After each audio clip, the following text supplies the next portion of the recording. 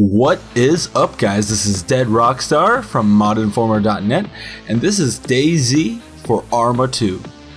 This is definitely an extremely overdue review for this mod, as most of you have already heard of it or played it already. But if you haven't played this mod, call in sick from work, dump your girlfriend, and barricade yourself in your room. Just clear your schedule, because all of your time now belongs to DayZ. Just leave our souls out of here. Well, to him. On the surface, DayZ is an open world multiplayer zombie shooter, but this mod is so much more deep than that.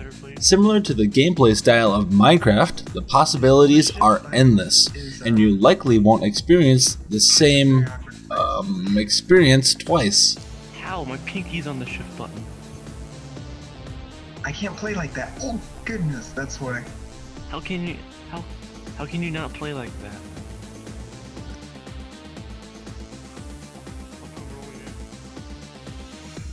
If you go into DayZ expecting something like Left 4 Dead or No More Room in Hell, this is not a traditional zombie mod.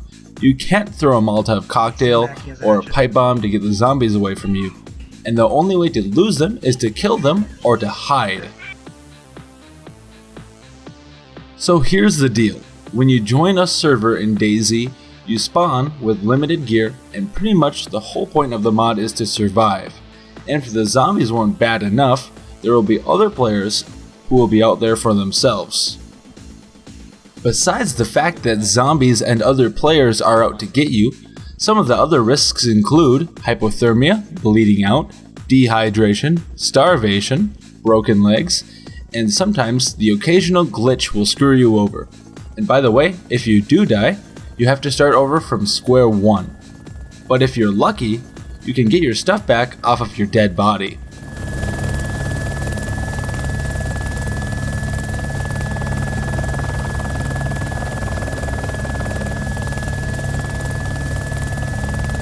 So, while you're flying, do you want to give me the rundown on how to fly?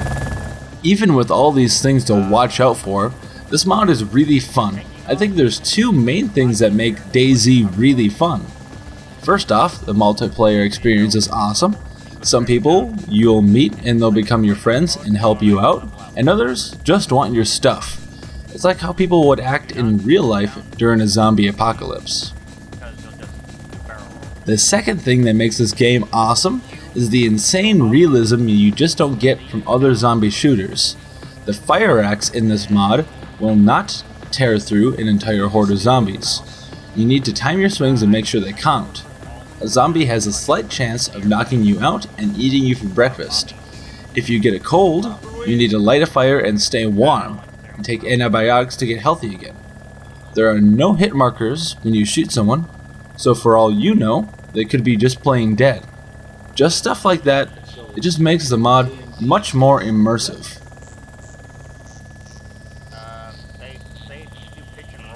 They roll. So if you're like going forward and then turn, see how come turns? Okay.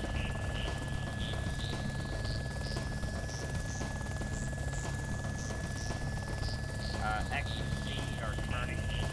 I can turn. As much as a person would like to help out others in a zombie apocalypse, your game and experience will change based on the decisions you make and how you play. If you decide to do something as simple as run across an airfield filled with zombies, the chances are you'll either be eaten alive or shot by someone smarter than you. You can play as a mercenary for hire, killing people for a cost, or you can heal people and be a medic, and the possibilities are really just endless. The mod does reward you for being kind and helping others. You can get humanity points for healing others, and you can get a pretty sweet hero skin after you reach a certain amount of points. One thing I found extremely frustrating about this mod were some of the glitches. If you don't manage your inventory space correctly, transferring a gun into an already full backpack or tent might destroy it, instead of not allowing you to transfer it. Several times this bug bit me, and it frustrates many others. Being in the state of alpha, that's the least of DayZ's problems. Since DayZ is built on ARMA2, you have more controls than a stealth bomber. You have obscene customizability options. In the keyboard department, every key has a purpose. But the thing that's even crazier is that after using it for a good week or so, it's all very logical. The controls just make sense.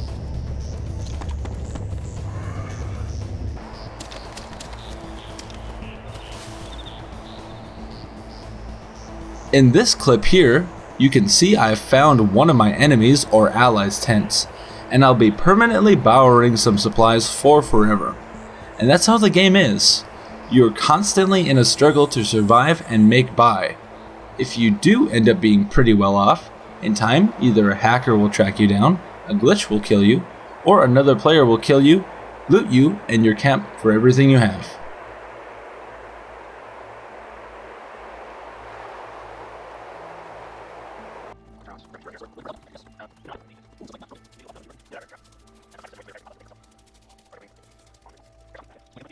In DayZ, you'll be spending a lot of time running and running and running.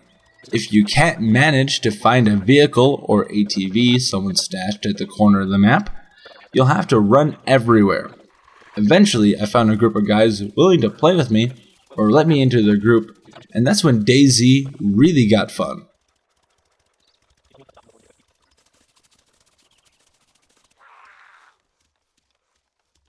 Some stuff in the middle one. On that note, DayZ is best played with others, working as a team. Even if you have to split up from time to time, when you play as a team, you have a better chance of surviving and getting better and more stuff.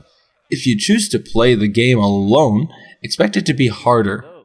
That's like turning the difficulty up all the way, because DayZ is just unforgiving.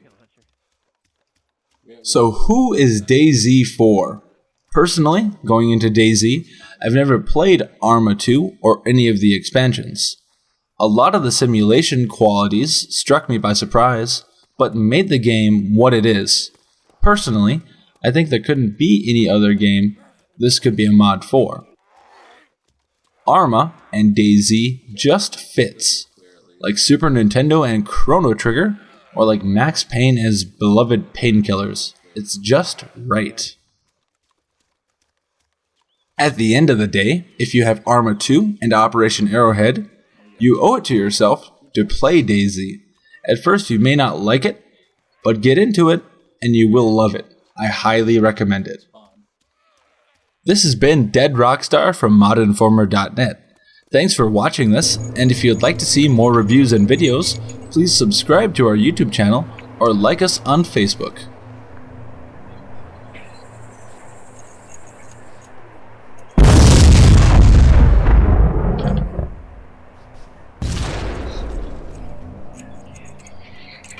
Was it beautiful?